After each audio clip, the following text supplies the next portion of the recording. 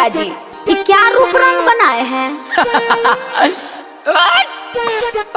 ओहो, पगला कहे गए हैं जी? बानर के हाथ में नारियल मिल गया इसीलिए? हे भगवान, हमारी दीदी कितनी अच्छी है, ये कैसन अगुआ लड़का खोज दिया, काला कर लुट्ठा।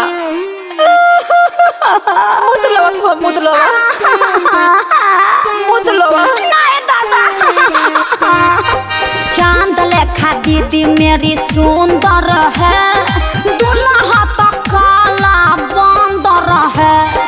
चांद लेखा दीदी मेरी सुंदर है, और दूल्हा तो काला बंदर है। काले है तो क्या हुआ दिल वाले हैं। अच्छा। ऑफर में सरकारी नौकरी वाले हैं। काले है तो क्या हुआ दिल वाले हैं, ऊपर से सरकारी नौकरी वाले हैं। नौकरियां लेकर और छोटी हैं। अले तू फोड़ा थोना तू फोड़ा। Music by Neha studio.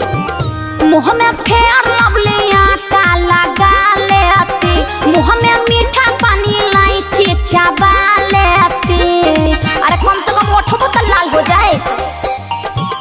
तारा दीदिया खानी लाली ओठा लालिया हो। अच्छा। और कहा तो पहली कना बलिया हो।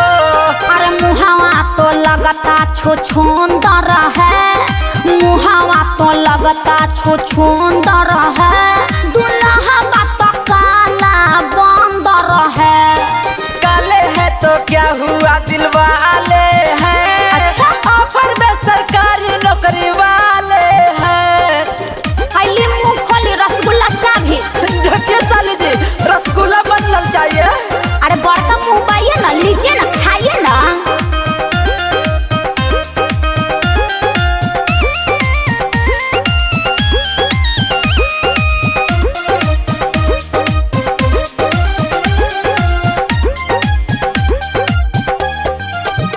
पिंटू विद्यार्थी अगुआ फंसा दिया जी, भक्का मुँहा दूल्हा वाला दिया जी। अरे तनी ठीक से खड़ा होइए, ठीक होने का ढंग नहीं है।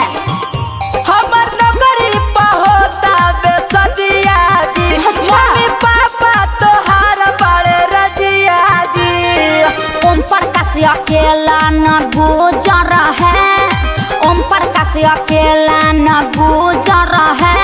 दूल्हा बात काला बंदर है। काले है तो क्या हुआ दिल वाले हैं, ऑफर में सरकारी नौकरी वाले हैं। लाखों में एक है प्यारे मेरे जीजा, लाखों में एक है प्यारे मेरे जीजा। चुप हो जो दीदी यारे, खैबे बर्गर पिज्जा। आ जीजा जी खानदानी खाओगे। Burger pizza. ओम प्रकाश अकेला के गाना बाजिए ही जा। ओम प्रकाश अरे सखी है आब सखी सेल्फी जीजा संखी चीजा। जीजा संखी जीजा हो, जीजा संखी जीजा। छोटे जीजा सुगन खिलाएंगे भतीजा। खिलाएंगे भतीजा, खिलाएंगे भतीजा। जल्दी से तैयारी विदाई के करी जा।